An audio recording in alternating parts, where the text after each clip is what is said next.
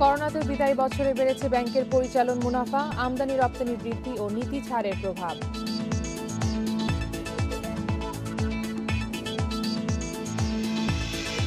আগামী অর্থবছর অর্থনীতির আকার হবে $500 বিলিয়ন, আশা অর্থমন্ত্রীর। 2030-এ হবে ক্ষুধামুক্ত উচ্চ আয়ের দেশ।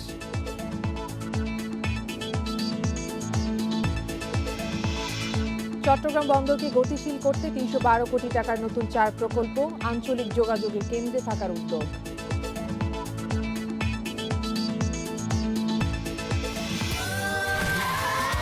Saudi Extreme. Enjoy smooth speed. আমন্ত্রণ অর্থনীতি সারাদিন, আপনাদের সঙ্গে আছে আমি কপ্তিয়া মুমতাহানা। শুনছিলেন শিরোনাম, এবারে জানাবো বিস্তারিত। করোনার প্রকোপ কমে যাওয়ায় আমদানি রপ্তানি বাণিজ্য আবার চাঙ্গা হয়েছে। 15% আদায় করে পুরো ঋণ নিয়মিত দেখানোর সুযোগ দেওয়ায় খেলাপি ঋণ সেভাবে বাড়েনি। পাশাপাশি প্রভিশন কম রাখার ব্যাংকগুলোর মুনাফা বেড়েছে। এসবের প্রভাবে গেল বছর বেশিরভাগ ব্যাংকের পরিচালন মুনাফা বেড়েছে, তবে একে কেবলমাত্র কাগজে মুনাফা বলছেন বিশ্লেষকরা। 2020 সালে করোনা মহামারীর নেতিবাচক প্রভাব পড়ে দেশের প্রায় প্রতিটি খাতে, বাদ যায়নি ব্যাংক এবং আর্থিক প্রতিষ্ঠানগুলো। ওই বছর মহামারী আর ঋণের সুদহার এক অঙ্কে নামিয়ে আনায় মুনাফা কমেছিল বেশিরভাগ ব্যাংকের। তবে সদ্য বিদায়ী বছরে বেসরকারি খাতের প্রায় সব ব্যাংকেরই পরিচালন মুনাফায় ভালো প্রবৃদ্ধি হয়েছে। কোনো ঋণের যে অংশ 2021 সালে পরিশোধ করার কথা তার 15% আদায় হলেও ঋণের বিপরীতে পুরো সুদ আয় খাতে নেয়ার সুযোগ পেয়েছে ব্যাংক। আমদানি এবং রপ্তানি বাড়ায় ব্যাংকের কমিশন আয় বেড়েছে। শেয়ার বাজার থেকেও ব্যাংকের আয় বেড়েছে। আবার আমানতের সুদহার কম থাকায় তহবিল ব্যয় কমেছে। তবে প্রভিশনিং করলে মুনাফা অনেক কমে আসবে বলে জানান ব্যাংকাররা। ব্যাংকগুলো যদি ভালোভাবে তাদের হিসাবটা রক্ষণ করত, অর্থাৎ সত্যিকারের ভাবেই বড়ভাবে প্রভিশনিং করত, তাহলে অপারেটিং প্রফিটটা কমে যেত। কিন্তু বেশিরভাগ ব্যাংকই সরকার যেহেতু সুযোগ দিয়েছে, সেহেতু তারাও সেটা প্রভিশনিং করে নাই। 2021 সালে সবচেয়ে বেশি 2430 কোটি টাকা মুনাফা করেছে ইসলামী ব্যাংক। আগের বছর যা ছিল 2350 কোটি টাকা। পূবালী ব্যাংক মুনাফা করেছে 1140 কোটি টাকা। বিদায়ী বছরে ইস্টার্ন ব্যাংকের মুনাফা 1050 কোটি টাকা। গেল বছর আইএফআইসি ব্যাংক মুনাফা করেছে 775 কোটি টাকা, যা আগের বছরের চেয়ে দ্বিগুণেরও বেশি। যমুনা, ঢাকা মার্কেন্টাইল, এনসিসি সহ বেশিরভাগ ব্যাংকের পরিচালন মুনাফা বেড়েছে। রেমিটেন্স বেড়েছে, সেখান থেকে ইনকাম হতে পারে। এক্সপোর্ট বেড়েছে কিছুটা, সেটা থেকে ইনকাম আসছে। অর্থাৎ ব্যাংকের এইগুলো ইনকাম কিছুটা ব্যাংক ভালো করেছে, ইনকাম আসছে। যদিও পরিচালন মুনাফা ব্যাংকের প্রকৃত মুনাফা নয়, এই মুনাফা থেকে ঋণের বিপরীতে নির্ধারিত হারে প্রভিশনিং সংরক্ষণ এবং 37.5% হারে কর্পোরেট কর পরিশোধের পর নিট মুনাফা হিসাব করে ব্যাংকগুলো। Shamim Ahmed, independent news, Dhaka. রাষ্ট্রীয় মালিকানার বেসিক ব্যাংকে অনিয়মের মাধ্যমে নিয়োগ পাওয়াদের বিষয়ে করণীয় ঠিক করতে 5 সদস্যের কমিটি গঠন করা হয়েছে। কমিটিকে 31 মার্চের মধ্যে প্রতিবেদন দাখিল করতে বলা হয়েছে। সরকারি হিসাব সংক্রান্ত সংসদীয় স্থায়ী কমিটি নির্দেশ দেয়। সম্প্রতি দেশের শিল্প, বাণিজ্য ও আর্থিক প্রতিষ্ঠান অডিট অধিদপ্তরের প্রতিবেদনে বেসিক ব্যাংকের 783 কর্মকর্তা নিয়োগে অনিয়ম উঠে আসে, যেখানে এসব কর্মী নিয়োগে শিক্ষাগত যোগ্যতা ও অভিজ্ঞতার শর্ত লঙ্ঘন, ভুয়া সনদ ব্যবহার, পদোন্নতির মতো বিষয়ে গুরুতর অনিয়ম পাওয়া যায়। এসব বিষয়ে করণীয় নির্ধারণের জন্য গঠিত কমিটিকে আহ্বান করা হয়েছে অর্থ মন্ত্রণালয়ের ব্যাংক ও আর্থিক প্রতিষ্ঠান বিভাগের সচিবকে।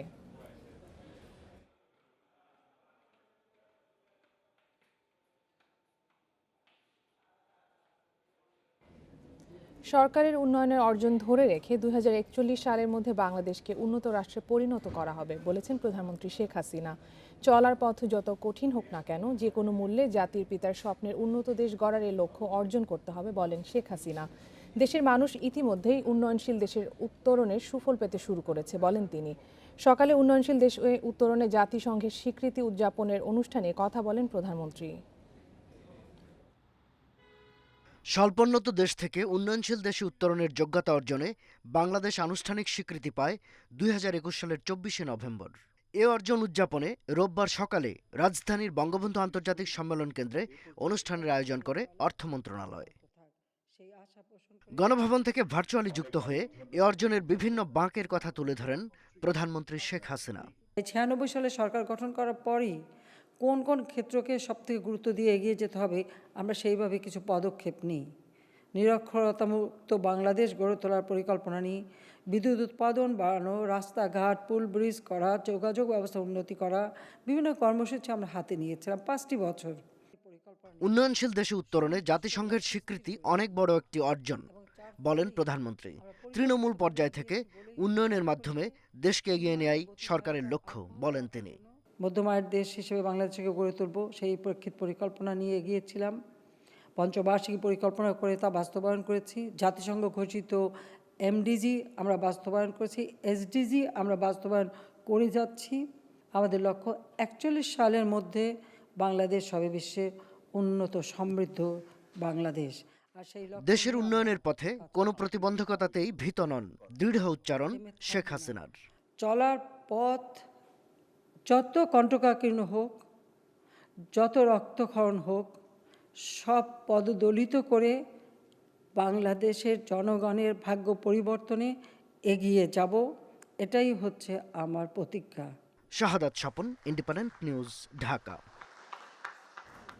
স্বল্পোন্নত দেশ থেকে বাংলাদেশ এখন উন্নয়নশীল দেশের কাতারে উঠে এসেছে। সব সূচকে এগিয়ে যাওয়ায় আগামী অর্থ বছরে দেশের অর্থনীতির আকার $500 বিলিয়ন হবে বলে আশাবাদী অর্থমন্ত্রী আহম মুস্তফা কামাল। রোববার বাংলাদেশের উন্নয়নশীল দেশে উত্তরণ উদযাপন উপলক্ষে আয়োজিত এক অনুষ্ঠানে এসব কথা বলেন তিনি। অর্থমন্ত্রী বলেন, দেশের অর্থনীতি $100 বিলিয়ন হতে 19 বছর লেগেছে। বর্তমানে এ আকার $411 বিলিয়ন এবং মাথাপিছু আয় বেড়ে হয়েছে $2,554। আগামী অর্থ বছরে এর আকার $500 বিলিয়ন হবে বলে মনে করেন তিনি। অর্থমন্ত্রী আরও বলেন, কোভিডের মধ্যে বিশ্ব অর্থনীতি মন্দায় আছে, যেখানে বাংলাদেশ ভালো অবস্থানে রয়েছে। এছাড়াও 2030 সালের মধ্যে ক্ষুধামুক্ত উচ্চ আয়ের দেশে রূপান্তর করতে আশাবাদী অর্থমন্ত্রী।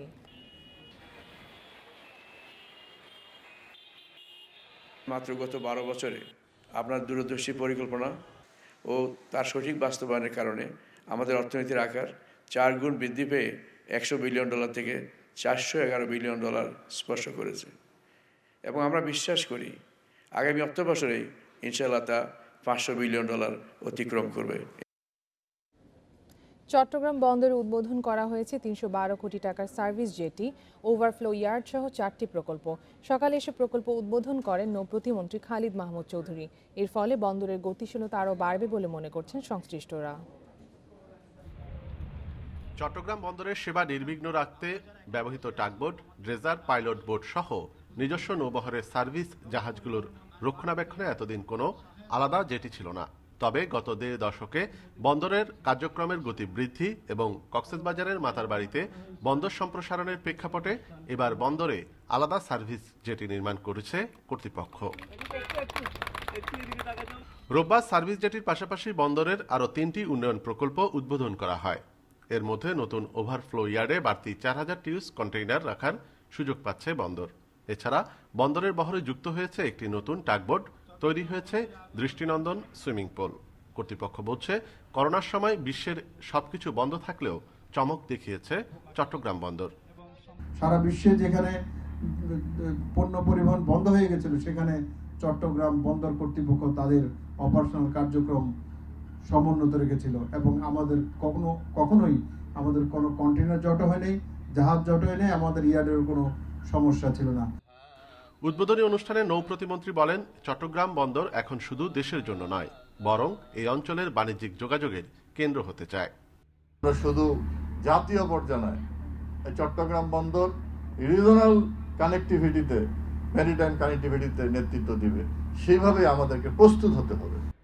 নতুন ওভারফ্লো ইয়ার্ডের ফলে বর্তমানে বন্দরের কন্টেইনার ধারণ ক্ষমতা দাঁড়িয়েছে প্রায় 52,000 টিউস। অনুপম শীল, ইন্ডিপেন্ডেন্ট নিউজ, চট্টগ্রাম।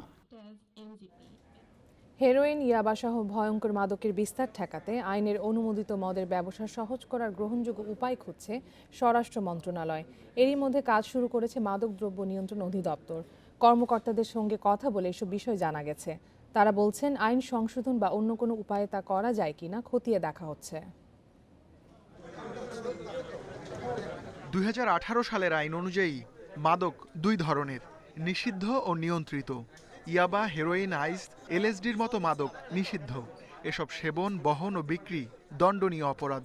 অন্যদিকে অ্যালকোহল বা মদ মাদক হলেও নিয়ম মেনে এর ব্যবসা, পরিবহন, সংরক্ষণ ও পান করা যায়।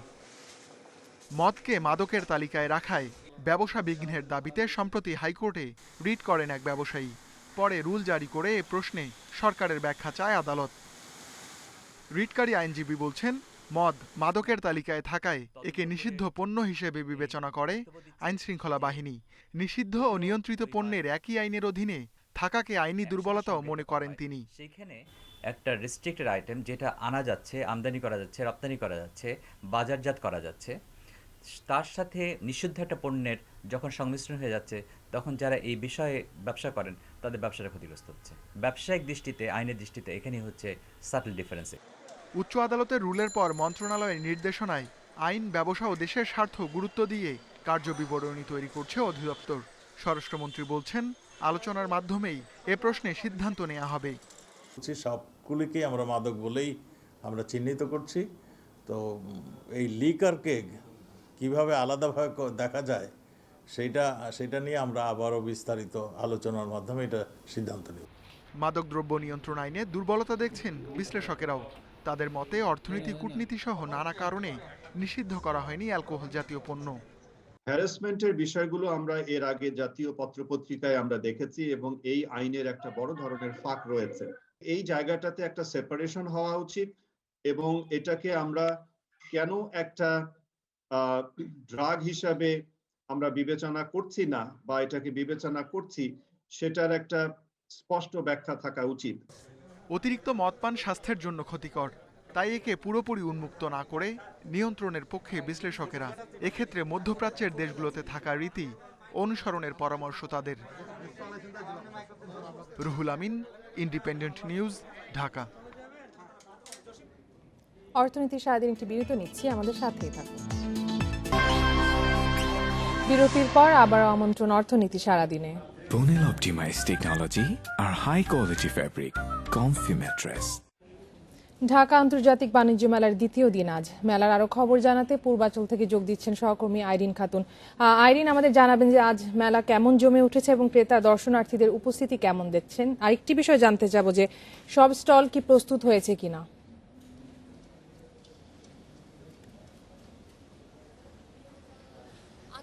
বাণিজ্য মেলা আসলে গতকাল থেকেই শুরু হয়েছে। এবারের বাণিজ্য মেলা আসলে করোনার পরে 1 বছর পরে বাণিজ্য মেলা শুরু হয়েছে। এবারের বাণিজ্য মেলা কিন্তু আগারগাঁয়ে নয়, এবারে বাণিজ্য মেলা অনুষ্ঠিত হচ্ছে রূপগঞ্জে। এখানে আসলে দর্শনার্থী সংখ্যা গতবারের যে বাণিজ্য মেলা ছিল তার থেকে কিছুটা দর্শনার্থী সংখ্যা বেশি দেখা গেছে। আসলে ব্যবসায়ীরা বলছেন যে এখানে যারা দর্শনার্থী রয়েছে তারা আসলে রূপগঞ্জের বাসিন্দাই বেশি। তবে ঢাকা থেকে যেসব দর্শনার্থীরা আসছেন তারা খুবই কম, এখানে রূপগঞ্জের বাসিন্দাই বেশি। ব্যবসায়ীরা এটিও বলছেন যে তারা আসলে এখনো কিনছে না, তারা ঘুরে ঘুরে দেখছে, তবে তারা এখনো কিনছে না, তবে কিনবে হয়তো বা কিছুদিন পরে। কারণ সবসময় দেখা যায়, ব্যবসায়ীরা এটিও বলছেন যে সবসময় দেখা যায় যে 1 সপ্তাহ পরে মেলা আসলে জমে ওঠে।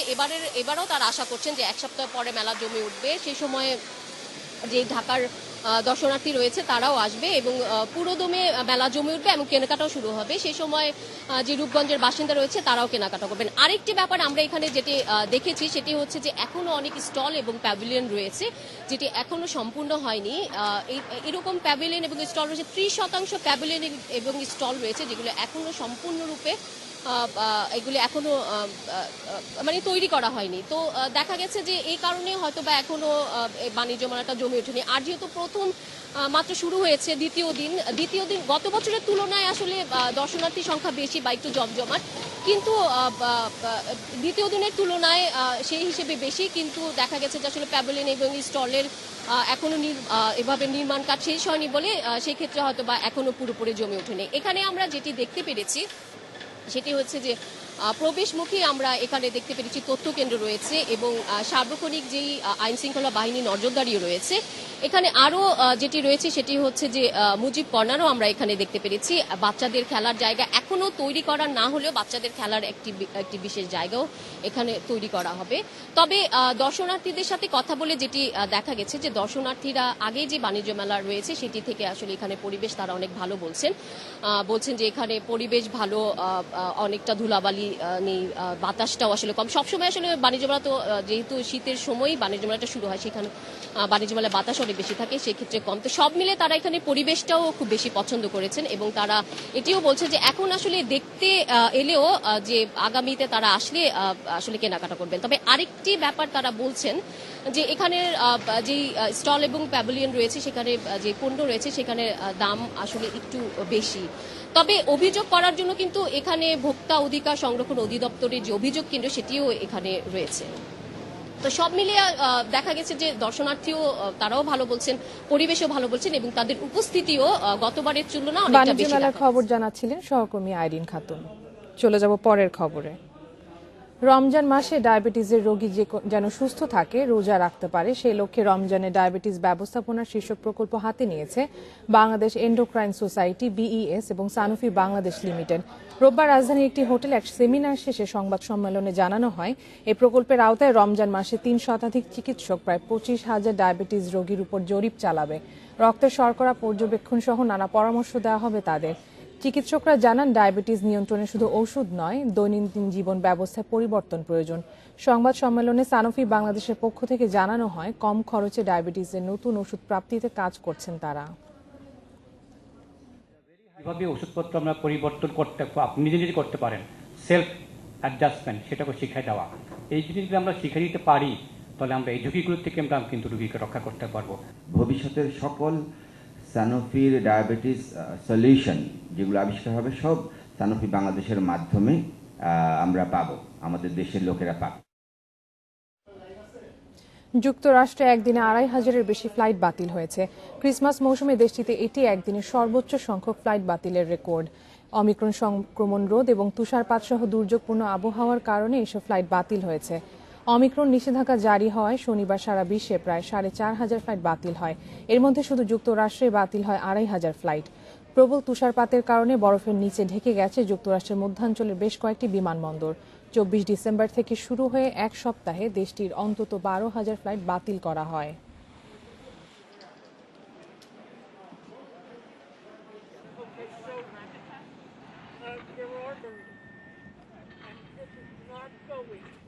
এবারে শেয়ার বাজারের খবর। সূচকের বড় উত্থানে বছর শুরু করলো দেশের 2 স্টক এক্সচেঞ্জ। এই সময় ঢাকার শেয়ার বাজারে দর বেড়েছে। লেনদেনে অংশ নেওয়া 78 প্রতিষ্ঠানের শেয়ার দর। রোববার লেনদেন শেষে ডিএসসির প্রধান সূচক DSEX 96.48 পয়েন্ট বেড়ে অবস্থান করছে 6,853 পয়েন্টে। তবে সূচক বাড়লেও লেনদেন কমেছে ঢাকার শেয়ার বাজারে। মোট লেনদেন হয়েছে 894 কোটি 17 লাখ টাকার শেয়ার, যা আগের দিনের চেয়ে 27 কোটি 63 লাখ টাকা কম। হাত বদলে অংশ নেওয়া 378টি কোম্পানি মিউচুয়াল ফান্ডের মধ্যে দর বেড়েছে 294টির, কমেছে 64টির এবং অপরিবর্তিত আছে 20টি প্রতিষ্ঠানের শেয়ার দর।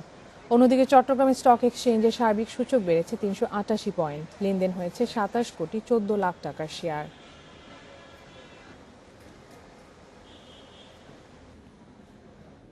এবারে জানাবো বিশ্বের প্রধান মুদ্রার সাথে টাকার আজকের বিনিময় হার। অপরিবর্তিত রয়েছে যুক্তরাষ্ট্রের ডলারের দর, বিনিময় হয়েছে 85 টাকা 80 পয়সায়। যুক্তরাজ্যের পাউন্ডের দর বেড়েছে, বিনিময় হয়েছে 118 টাকা 43 পয়সায়। ইউরোর দর বেড়েছে, বিনিময় হয়েছে 99 টাকা 52 পয়সায়। ভারতীয় রুপির দর অপরিবর্তিত, বিনিময় হয়েছে 1 টাকা 25 পয়সায়। দর বেড়েছে সৌদি রিয়ালের, বিনিময় হয়েছে 22 টাকা 97 পয়সায়। আরব আমিরাতের দিরহামের দর অপরিবর্তিত, বিনিময় হয়েছে 23 টাকা 47 পয়সায়। দর বেড়েছে কুয়েতি দিনারের, বিনিময় হয়েছে 285 টাকা 40 পয়সায়। মালয়েশিয়ান রিঙ্গিতের দর বেড়েছে, বিনিময় হয়েছে 20 টাকা 70 পয়সায়। এই ছিল আজকের অর্থনীতি সারাদিনে। ইন্ডিপেন্ডেন্ট টেলিভিশনের সব খবর আরও জানতে চোখ রাখুন ফেসবুক, ইউটিউব এবং টুইটারে। আমন্ত্রণ আমাদের পরের আয়োজনে।